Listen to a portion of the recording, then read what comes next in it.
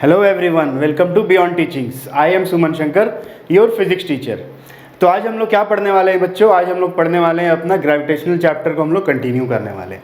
ठीक है, तो प्रीवियस क्लासेस में हम लोगों ने क्या पढ़ा था, याद होगा आप लोगों को? प्रीवियस क्लासेस में हम लोगों ने क्या जाना था? ग्रेविटेशन के बारे में जाना था, right. Universal law of gravitation के बारे में हम लोगों ने जाना। उसके बाद फिर हम लोगों ने कैपिटल जी के बारे में जाना, small G that is acceleration due to gravity, इसके बारे में हम लोगों ने जाना। और हम लोगों ने जाना कि जो मास होता है और वेट होता है, ठीक है, उसमें क्या डिफरेंस होता है। और फिर हम लोगों ने कंपेयर किया था किससे? मास, किसी भी ऑब्जेक्ट का वेट मून में, राइट, और किसी भी ऑब्जेक्ट का मून अर्थ में कितने टाइम्स होता है। इस सारी चीज़ों को हम लोगों ने प्रीवियस क्लास में पढ़ा था। तो आज के सेशन में जो हम लोग डिस्कस करने वाले हैं वो क्या है? वो भी क्या है? फोर्स के बाद। फोर्स के बाद का जो टर्म है दैट इज प्रेशर। प्रेशर के बारे में हम लोग जानने वाले हैं, ठीक है। तो प्रेशर और फोर्स के बारे में आप लोगों ने क्या है प्रीवियस क्लासेस में क्लास 8 में पढ़ा होगा, याद होगा, है ना? याद है ना? प्रेशर के बारे में हम लोगों ने जाना था, प्रेशर क्या होता है उसका डेफिनेशन जाना। उसके बाद फिर हम लोगों ने जाना था प्रीवियस क्लास में क्या कि क्या होता है उसका मैथमेटिकल फॉर्म, क्या होता है, किस चीज़ के ऊपर डिपेंड करता है ना। और लिक्विड भी प्रेशर लगाते हैं, गैस भी प्रेशर लगाते हैं।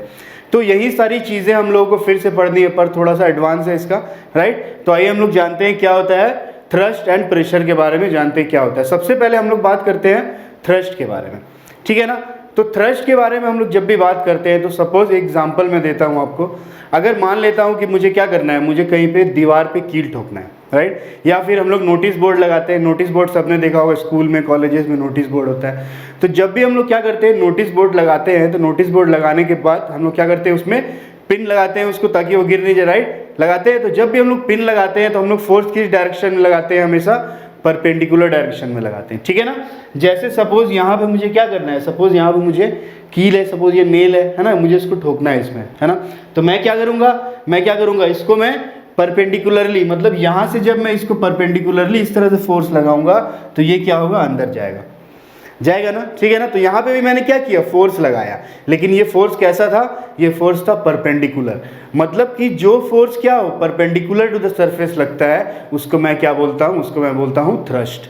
समझ में आ रही है बात? ठीक है ना। तो थ्रस्ट को अभी बहुत सारे एग्जाम्पल्स है अपना डेली लाइफ में, जैसे कि ये पिन वाला एग्जाम्पल मैंने आपको दिया।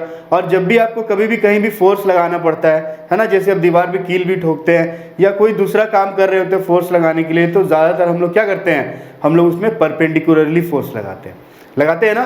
तो वैसा फोर्स जो क्या हो परपेंडिकुलर टू द सरफेस लगता है उसको हम लोग क्या बोलते हैं? उसको हम लोग बोलते हैं थ्रस्ट। समझ में आ रही है बात? तो थ्रस्ट का जो डेफिनेशन है वो क्या है? The force acting on an object perpendicular to the surface. Simple सी बात है। मतलब फोर्स के बारे में तो हम लोगों ने प्रीवियस क्लास में पढ़ा ही था, फोर्स क्या होता है, पुश और पुल होता है, याद होगा। लेकिन थ्रस्ट भी क्या है? Thrust is also a type of force, लेकिन डिफरेंस क्या है उसमें कि ये हमेशा कैसे लगेगा? परपेंडिकुलर टू द सरफेस लगेगा। समझ में आ रही है बात? ठीक है, परपेंडिकुलर टू द सरफेस हमेशा लगता है ना। और थ्रस्ट से ही जो वर्ड है थ्रस्ट जो है वो भी क्या है? एक टाइप ऑफ फोर्स है ना। और थ्रस्ट से हम लोग क्या पढ़ते हैं? प्रेशर का डेफिनेशन पढ़ते हैं। तो अगर मुझसे कोई पूछेगा कि व्हाट इज प्रेशर, तो मैं प्रेशर का डेफिनेशन क्या दूंगा? मैं प्रेशर का डेफिनेशन दूंगा the thrust on unit area. समझ में आ रही है बात? मतलब किसी भी यूनिट एरिया में जितना हम लोग क्या कर रहे हैं? थ्रस्ट लगा रहे हैं। सपोज ये वाला एग्जांपल है, तो इसमें अगर मुझसे पूछा जाए कि प्रेशर का डेफिनेशन क्या है, तो जब मैं क्या कर रहा हूँ? थ्रस्ट लगा रहा हूँ, इसके ऊपर फोर्स लगा रहा हूँ, परपेंडिकुलर फोर्स। तो परपेंडिकुलर फोर्स में कैसे लगा रहा हूँ? पर यूनिट एरिया में लगा रहा हूँ। जैसे मैं इसको प्रेस करूंगा तो फोर्स कौन से एरिया में लगेगा? इस एरिया पे लगेगा ना। समझ में आ रही बात? तो इसी को मैं क्या बोलता हूँ? प्रेशर बोलता हूँ। मतलब थ्रस्ट पर यूनिट एरिया। जब क्या हो? थ्रस्ट पर यूनिट एरिया लगता है तो उसको मैं बोलता हूँ प्रेशर। और जब मैं मैथमेटिकली लिखता हूँ प्रेशर को, तो मैं मैथमेटिकली प्रेशर को क्या लिखता हूँ?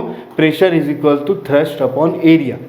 समझ में आ रही बात? प्रेशर इज इक्वल टू क्या होता है? थ्रस्ट अपॉन एरिया होता है। ये आप लोगों ने प्रीवियस क्लास में पढ़ा है कि प्रेशर इज इक्वल टू क्या होता है? थ्रस्ट अपॉन एरिया होता है, पढ़ा है ना हमने। मतलब कि प्रेशर दो चीज़ के ऊपर डिपेंड करता है। पहला तो थ्रस्ट के ऊपर डिपेंड करता है, और थ्रस्ट के ऊपर कैसे डिपेंड करता है? तो थ्रस्ट के ऊपर ये डायरेक्टली डिपेंड करता है। समझ में आ रही बात? मतलब फोर्स जो है परपेंडिकुलर फोर्स जो है, थ्रस्ट जो है, हम जितना ज़्यादा लगाएंगे उसका मैग्नीट्यूड जितना ज़्यादा होगा, प्रेशर भी क्या होगा? उतना ही ज़्यादा होता है ना। जितनी ज़ोर से हम लोग क्या करेंगे? नेल को मारेंगे हथौड़े से, उतनी ही जल्दी वो क्या होता है? दीवार के अंदर जाता है। इसको हम लोग जितना ज़्यादा फोर्स से पुश करेंगे उतना ही क्या होगा? वो अंदर तक जाएगा ना, उतना ही डीप वो जाएगा। तो फर्स्ट चीज़ जो है, पहली चीज़ जो है जिसके ऊपर प्रेशर डिपेंड करता है, दैट इज थ्रस्ट। और कैसे डिपेंड करता है? डायरेक्टली डिपेंड करता है। मतलब अगर मैं इसको बढ़ाऊंगा तो ये भी क्या होगा? इंक्रीज करेगा, बढ़ेगा। समझ में आ रही है बात? और दूसरा जो चीज़ है जिसके ऊपर प्रेशर डिपेंड करता है वो होता है एरिया। ये चीज़ मैंने आपको प्रीवियस क्लास में भी, क्लास 8 में बताया है, ठीक है। अगर आप डाउट कुछ हो तो आप वो 8 वाला वीडियो, फोर्स एंड प्रेशर वाला देख सकते हैं, इसमें और भी क्लियर हो जाएगा। तो दूसरा वाला चीज़ पे प्रेशर जो डिपेंड करता है वो क्या होता है? एरिया होता है। मतलब, और एरिया पे वो कैसे डिपेंड कर रहा है? प्रेशर कैसे डिपेंड कर रहा है? इनवर्सली प्रोपोर्शनल है। मतलब प्रेशर इज इक्वल टू क्या है? 1/एरिया है। मतलब इनवर्सली प्रोपोर्शनल है। मतलब बोलने का मतलब ये हुआ कि जितना ज़्यादा मैं प्रेशर इंक्रीज अगर मुझे करना है, ज़्यादा प्रेशर लगाना है, तो एरिया क्या होना चाहिए? कम होना चाहिए। समझ में आ रही बात? ज़्यादा प्रेशर लगाना है तो एरिया क्या होना चाहिए? कम होना चाहिए। सिंपल सी बात है। जैसे यहाँ पे क्या है? यहाँ पे एरिया बहुत कम है नेल का, दिख रहा है ना? यहाँ पे एरिया क्या है? नेल आगे से कैसा होता है? नुकीला होता है ना, शार्प होता है। तो इसीलिए इसका क्या है? यहाँ पे एरिया कम है, तो ये क्या करेगा? ज़्यादा प्रेशर लगाएगा। समझ में आ रही है बात? अगर एरिया बड़ा होता तो कम प्रेशर लगाता। जैसे फॉर एग्जाम्पल आप लोगों ने देखा होगा कि बहुत बड़ा बड़ा जो व्हीकल्स होता है, जैसे ट्रक हुआ या टेलर्स हुए, बहुत बड़ा बड़ा जो व्हीकल्स होता है उसके जो टायर होते हैं वो कैसे होते हैं? ब्रॉड टायर होते हैं, चौड़े टायर होते हैं, है ना? चौड़ा होता है टायर। तो चौड़ा होने का रीज़न क्या है? क्यों उससे ब्रॉड रखा जाता है? क्योंकि वो प्रेशर क्या करे? कम लगाए। जितना ज़्यादा एरिया बड़ा होगा प्रेशर क्या होगा? उतना ही कम लगेगा। और जितना छोटा एरिया होगा, जैसे फॉर एग्जांपल सपोज अगर हम लोग क्या है, लूज सैंड, मतलब सैंड होता है बालू, पता है ना? तो हम लोग जब क्या होते हैं बीच वगैरह में जाते हैं तो हम लोग देखते हैं कि अगर हम लोग क्या होता है लूज सैंड के ऊपर खड़े होते हैं अपने फुट पे, तो वो हम लोग क्या होता है डीपर चले जाते हैं, धंस जाते हैं थोड़ा, होता है ना ऐसा? जनरली सबने देखा होगा। लेकिन अगर वही हम क्या करें, अगर हम वहाँ पे सैंड पे क्या कर जाते हैं, लेट जाते हैं सपोज, ठीक है ना? तो लेटने से क्या होता है कि हम लोग उतना ज़्यादा डीपली अंदर नहीं घसते हैं उसका, होता है ना ऐसा? तो ऐसा इसका रीज़न क्या है? इसका रीज़न है एरिया। जब हम लोग फुट पे खड़े हैं तो एरिया कम है, तो प्रेशर क्या हो रहा है? ज़्यादा लग रहा है, इसलिए हम लोग का पैर क्या हो रहा है? अंदर चले आ रहा है। लेकिन वहीं अगर हम लोग क्या है, अगर लेट जाते हैं, ठीक है, सैंड पे, तो वहाँ पे क्या हो रहा है? एरिया इंक्रीज हो जा रहा है, बढ़ जा रहा है, जिसके कारण प्रेशर क्या हो जाएगा? कम लगेगा। समझ में आ रही है बात, है ना? तो यही चीज़ है प्रेशर। तो इससे रिलेटेड जो मैंने आपको बताया कि प्रेशर जो होता है वो क्या चीज़ के ऊपर डिपेंड करता है? फोर्स। और फोर्स मतलब कौन सा फोर्स? थ्रस्ट के ऊपर, परपेंडिकुलर फोर्स और एरिया के ऊपर डिपेंड करता है। एरिया जितना ज़्यादा होगा फोर्स प्रेशर उतना ही, एरिया जितना ज़्यादा होगा प्रेशर उतना ही कम होगा, एंड वाइस वर्सा। ठीक है, इसका एक एग्जांपल, बहुत अच्छा एग्जांपल है और एक न्यूमेरिकल भी है। सपोज यहाँ पे क्या है, मैंने 2 बॉक्सेस रखे हुए हैं, ठीक है ना? 2 बॉक्सेस दिख रहा है आपको। अब ये जो बॉक्स है इसका लेंथ, ब्रेथ और हाइट दिया हुआ है इस तरह से 10 है, ठीक है, 5 है, 2 सेंटीमीटर है। अब मैंने क्या किया, इस बॉक्स को क्या किया, पलट दिया इस तरह से और उसको हॉरिजॉन्टली रख दिया, ठीक है ना? अब इस दोनों केसेस में मुझे क्या करना है, सपोज प्रेशर निकालना है। समझ में आ रही है बात? तो सबसे पहले इस केस में मैं कैसे निकालूंगा प्रेशर इसका? तो इस फॉर्मूला से प्रेशर इज इक्वल टू क्या होता है? थ्रस्ट बाई एरिया होता है ना? और यहाँ पे मास भी दिया हुआ है, ठीक है? तो अगर मैं फर्स्ट वाले कंडीशन के लिए सपोज मैं फाइंड करूँ प्रेशर, तो प्रेशर का फॉर्मूला होता है फर्स्ट वाले कंडीशन के लिए क्या हो जाता है? थ्रस्ट बाई एरिया होता है ना? तो थ्रस्ट बाई एरिया सपोज। समझ में आ रही बात? तो थ्रस्ट क्या है यहाँ पे? फोर्स है, और फोर्स का फॉर्मूला क्या होता है? F is equal to ma होता है, मुझे पता है। लेकिन यहाँ पे क्या है, ग्रेविटेशनल फोर्स काम कर रहा है, तो इसीलिए क्या होगा, वो mg हो जाएगा, ठीक है? तो थ्रस्ट इज इक्वल टू क्या हो जाएगा? mg डिवाइडेड बाई, अब एरिया मुझे देखना है, तो अगर इस तरह से ये बॉक्स रखा हुआ है वर्टिकली, तो इसका कौन सा एरिया है सरफेस में? ये वाला एरिया है, यानी कि 5 इंटू 2 सेंटीमीटर वाला जो एरिया होगा इसका, वो कहाँ है? सरफेस पे है। तो मैं कौन सा एरिया लूँगा? ये वाला एरिया लूँगा, ठीक है? तो एरिया क्या हो गया? लेंथ इंटू ब्रेथ, यानी 5 इंटू 10, यानी कितना? 5 इंटू 2, सपोज कितना हो गया? 5 इंटू 2 हो गया 10। समझ में आ रही बात? तो यहाँ से मैं पुट करूँगा तो मास कितना दिया हुआ है? 5 दिया हुआ है। ग्रेविटी का वैल्यू आप लोग जानते हैं 9.8 होता है अप्रॉक्स। में यहाँ पे 10 ले लूँ अगर, डिवाइडेड बाई 10 अगर मैं कर दूँ, कट 5 कैंसिल हो जाएगा, और प्रेशर मुझे क्या मिल जाएगा? प्रेशर मुझे मिल जाएगा 5, और प्रेशर का जो SI यूनिट होता है वो क्या होता है? न्यूटन पर मीटर स्क्वायर। समझ में आ रही बात? तो पहला वाला जो कंडीशन है, मतलब जब मैंने बॉक्स को कैसे रखा? वर्टिकली रखा। समझ में आ रही बात? तो जो पहला वाला कंडीशन है उसमें क्या हो रहा है? प्रेशर जब मैंने फाइंड किया तो आया 5 न्यूटन पर मीटर स्क्वायर, ठीक है? अब इस बॉक्स को मैंने क्या कर दिया? हॉरिजॉन्टली रख दिया। तो उस केस में अगर मैं प्रेशर निकालूं तो कितना हो जाएगा? यहाँ से प्रेशर इज इक्वल टू, ठीक है, फोर्स जो है, थ्रस्ट जो है उसका चेंज नहीं होगा क्योंकि mg है, मास तो चेंज नहीं होगा, इसका 5 kg रहेगा। तो यहाँ से मास कितना हो जाएगा? फिर से 5 और g का वैल्यू 10 डिवाइडेड बाई एरिया मुझे फाइंड करना है, राइट। तो अब कौन सा एरिया सरफेस के साथ टच कर रहा है, यहाँ पे ये वाला एरिया टच कर रहा है ना, यानी कौन सा एरिया कर रहा है, 5 × 10 वाला एरिया कर रहा है, यानी कि कितने कौन वाला कर रहा है, 50 वाला कर रहा है। तो ये कैंसिल हो जाएगा और यहाँ क्या बच जाएगा, 1 N/m²। तो यहाँ से मुझे मिला 1 N/m² और यहाँ से मैंने फाइंड किया 5 N/m²। तो यहाँ पे क्या है, क्लियरली पता चल रहा है, जब सरफेस एरिया क्या था उसका, स्मॉल था, छोटा था, ठीक है, तो उस केस में प्रेशर क्या था, ज़्यादा था, 5 N/m², है ना। जैसे ही मैंने क्या किया, सरफेस को बड़ा किया, एरिया को जैसे ही बड़ा किया, मतलब इसको जैसे ही हॉरिजॉन्टल किया मैंने, तो यहाँ पे सरफेस एरिया क्या हो गया, बड़ा हो गया। अब जब सरफेस एरिया जैसे ही बड़ा होगा तो प्रेशर का वैल्यू क्या हो जाएगा, कम हो जाएगा, राइट। तो यहाँ पे प्रेशर का वैल्यू आया 1 N/m²। तो होप ये वाले एग्जाम्पल से आप लोगों को समझ में आ गया होगा कि जो प्रेशर होता है वो एरिया के ऊपर क्या होता है, इन्वर्सली प्रोपोर्शनल होता है और थ्रस्ट के ऊपर डायरेक्टली प्रोपोर्शनल होता है, ठीक है। अगर एसआई यूनिट की बात करें तो एसआई यूनिट ऑफ प्रेशर क्या होता है, मैं इसी फॉर्मूला से निकाल सकता हूँ।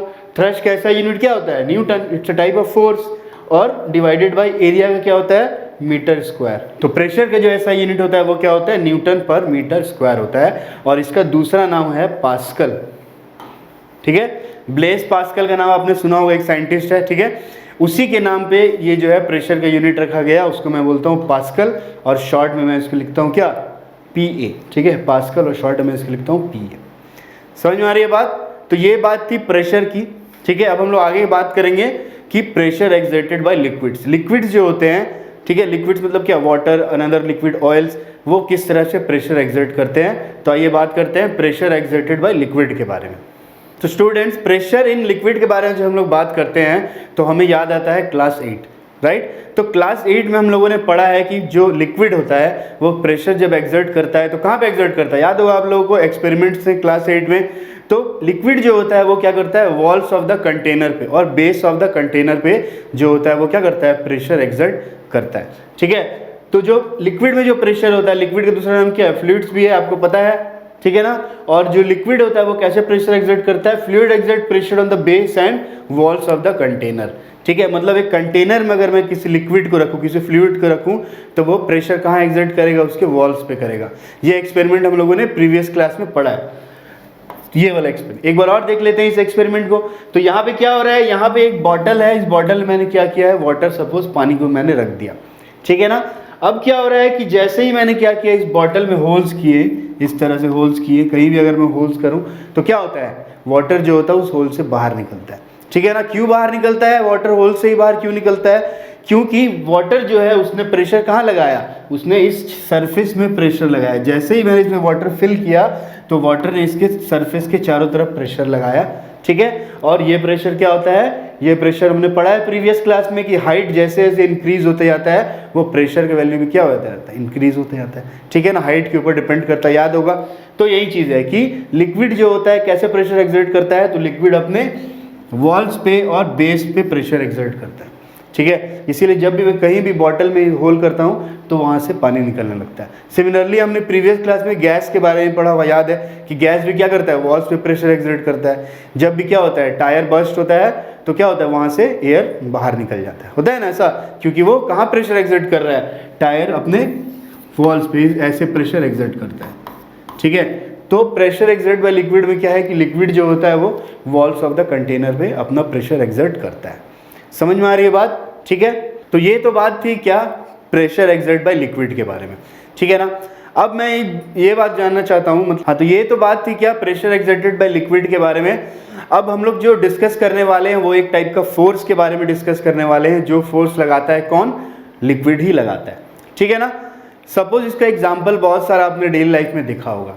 जैसे अगर एक बॉटल है मेरे पास, एक बॉटल को मैं क्या करूँ, उसका कैप लगा दूँ और मैं उसको क्या करूँ, पानी में डुबाने की कोशिश करूँ पकड़ के, तो क्या होता है जनरली, ठीक है ना, क्या होता है कि जैसे जैसे मैं उसको पानी के अंदर डीपली घुसाते अंदर डालते आता हूँ बॉटल को, तो वो क्या करता है, हमें ऊपर की तरफ एक फोर्स महसूस होता है ना, बॉटल थोड़ा हल्का लगता है ना।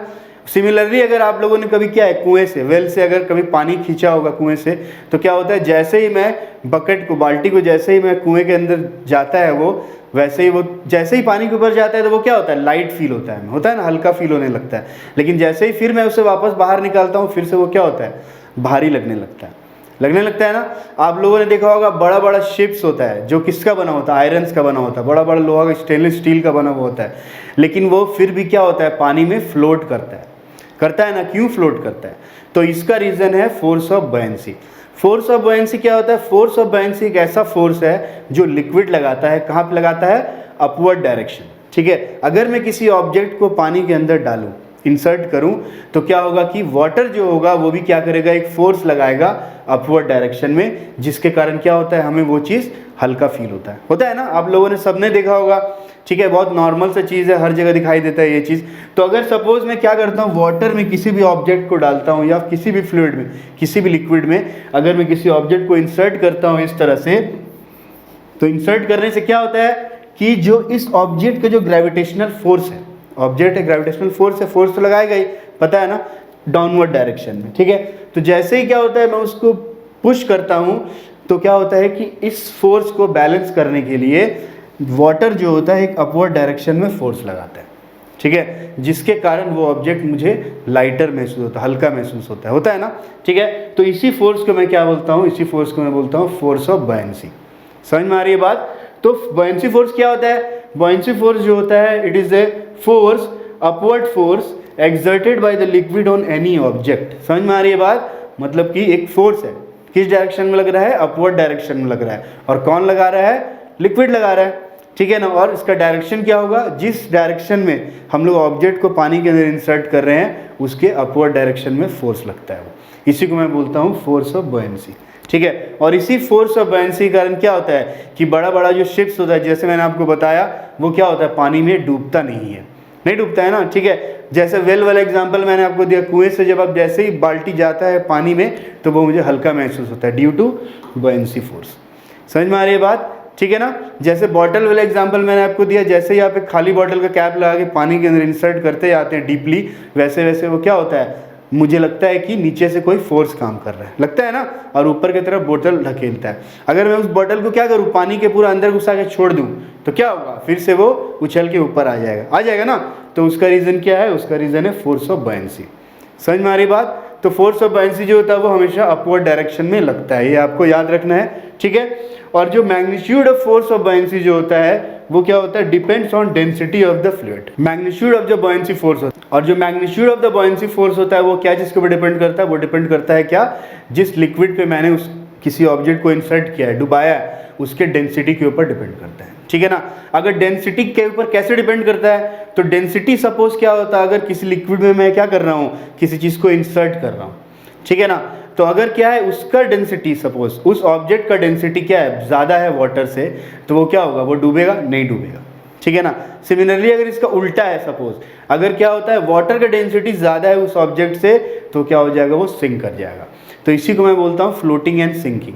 और इसके बाद का जो हमारा जो है सेक्शन, उसमें मैं यही पढ़ूंगा, फ्लोटिंग एंड सिंकिंग। तो बॉयंसी फोर्स के हम लोग के बारे में हम लोगों ने जाना, क्या होता है बॉयंसी फोर्स, कौन लगाता है, लिक्विड लगाता है। ठीक है ना, अब बॉयंसी फोर्स से जो रिलेटेड जो चीज़ है वो क्या है कि कोई भी चीज़, ठीक है, कोई भी ऑब्जेक्ट, अगर मैं कोई भी दुनिया किसी भी ऑब्जेक्ट को लेके मैं पानी में डालूं तो दो चीज़ हो सकता है। क्या हो सकता है, या तो वो डूब जाएगा या तो वो तैरेगा, यही हो सकता है ना। तो ये चीज़ क्या होता है, फोर्स ऑफ बॉयंसी के कारण होता है, और इसका सबसे मेन रीज़न होता है डेंसिटी। ठीक है, कैसे होता है डेंसिटी, तो फ्लोटिंग और सिंकिंग के लिए जनरली दो कंडीशंस होता है। अगर suppose density of the water या लिक्विड, ठीक है, जिसमें मैं ऑब्जेक्ट को क्या कर रहा हूँ, डुबा रहा हूँ, इंसर्ट कर रहा हूँ, ठीक है, तो क्या होगा, अगर उस वाटर का डेंसिटी क्या है, उस ऑब्जेक्ट का डेंसिटी से ज़्यादा है। समझ में आ रही बात, मतलब कि अगर density of water is greater than the object, तो उस केस में क्या होता है, ऑब्जेक्ट क्या करता है, फ्लोट करता है। समझ में आ रही बात, मतलब तैरने लगेगा। फॉर एग्जाम्पल ये वाला, ठीक है, यहाँ पे मैंने क्या किया है, एक कॉर्क है बॉटल का, ठीक है, बॉटल का ढक्कन होता है, बॉटल का कॉर्क है, उसको मैंने क्या किया, पानी में इंसर्ट किया। ठीक है ना, तो अब क्या होगा, ये जो कॉर्क है ये क्या करेगा, ग्रेविटेशनल फोर्स लगाएगा, नीचे की तरफ लगाएगा ना, और ये क्या करेगा, जो वाटर है वो बॉयंसी फोर्स लगाएगा, ऊपर की तरफ लगाएगा। तो अगर क्या होता है कि अगर डेंसिटी ऑफ वाटर ज़्यादा है, समझ में आ रही बात, अगर वाटर क्या है, बहुत डेंस है, ठीक है, डेंसिटी पता है क्या होता है, डेंसिटी क्या होता है, मास बाई वॉल्यूम। ठीक है, तो अगर वाटर का डेंसिटी ज़्यादा है, लिक्विड का डेंसिटी अगर ज़्यादा है इससे, तो उस केस में क्या होगा कि ये क्या करेगा, फ्लोट करेगा। ठीक है, समझ में आ रही बात? मतलब क्यों फ्लोट करेगा, क्योंकि जो इसका ग्रेविटेशनल फोर्स जो ऊपर से नीचे की तरफ लग रहा है वो ग्रेविटेशनल फोर्स क्या है, ये इस बॉयंसी फोर्स से कम हो जा रहा है। समझ में आ रही बात? मतलब इसका वैल्यू क्या है, ज़्यादा है बॉयंसी फोर्स का, जिसके कारण ये वाला फोर्स क्या कर रहा है, ये वाला फोर्स ज़्यादा लग रहा है और उसको ओवरकम कर रहा है, जिसके कारण ये क्या कर रहा है, डूब नहीं रहा है, ये फ्लोट कर रहा है। समझ में आ रही बात? सिमिलरली अगर ठीक इसका उल्टा केस हो, अगर density of water will be less than the density of object, ठीक है, उस केस में क्या होता है, ऑब्जेक्ट डूब जाता है, ऑब्जेक्ट क्या करता है, सिंक करता है। ठीक है, जैसे यहाँ पे फॉर एग्जांपल यहाँ पे मैंने क्या किया, एक आयरन नेल लिया है ना, और आयरन नेल को मैंने क्या किया, सेम यही काम किया, वाटर के ऊपर डाला। तो जैसे ही डाला तो सेम वही होगा, आयरन नेल जो है एक ग्रेविटेशनल फोर्स नीचे की तरफ लगाएगा और वाटर जो है बॉयंसी फोर्स क्या करेगा, ऊपर की तरफ लगाएगा ना। ठीक है, अब क्या होगा, जैसे ही ये दोनों एक दूसरे को फोर्स लगाएंगे तो अब यहाँ पे क्या हो रहा है कि ये वाला जो फोर्स का वैल्यू है ये अब ज़्यादा है। ठीक है, इस फोर्स का वैल्यू क्या है, ज़्यादा है, क्योंकि डेंसिटी ऑफ नेल भी ज़्यादा है, जिसके कारण फोर्स भी ज़्यादा है उसका। समझ में आ रही बात? तो अब क्या होगा कि अब ये वाला फोर्स बॉयंसी फोर्स को ओवरकम कर देगा, है ना। मतलब ये फोर्स क्या हो गया, लेस हो गया बॉयंसी फोर्स, और ये फोर्स क्या हो गया, ज़्यादा हो गया, जिसके कारण क्या होगा कि वो ऑब्जेक्ट क्या हो जाएगा, सिंक कर जाएगा। समझ में आ रही बात? ठीक है, तो ऑब्जेक्ट को सिंक और फ्लोट होने के लिए हमेशा हमें याद रखना है, दो कंडीशन होते हैं। पहला क्या कि अगर सपोज डेंसिटी ऑफ लिक्विड ज़्यादा है ऑब्जेक्ट से तो ऑब्जेक्ट हमेशा फ्लोट करेगा, और ठीक अगर इसका उल्टा है, अगर डेंसिटी ऑफ लिक्विड क्या है, कम है ऑब्जेक्ट से, तो उस केस में ऑब्जेक्ट क्या हो जाएगा, सिंक हो जाएगा। समझ में आ रही है बात? तो इस सेशन में हम लोगों ने क्या पढ़ा स्टूडेंट्स, इस सेशन में हम लोगों ने पढ़ा कि थ्रस्ट एंड प्रेशर के बारे में जाना, बॉयंसी फोर्स के बारे में जाना क्या होता है, और हम लोगों ने जाना किसी ऑब्जेक्ट को फ्लोट और सिंक होने के लिए क्या क्या कंडीशन हो सकते हैं। तो होप ये सेशन आपको पसंद आया होगा, समझ में भी आया होगा। फिर भी कोई डाउट या क्वेरीज हो तो कमेंट्स बॉक्स में ज़रूर लिखें। तो मिलते हैं अगले सेशन में एक नए टॉपिक के साथ, तब तक के लिए goodbye, take care and thank you.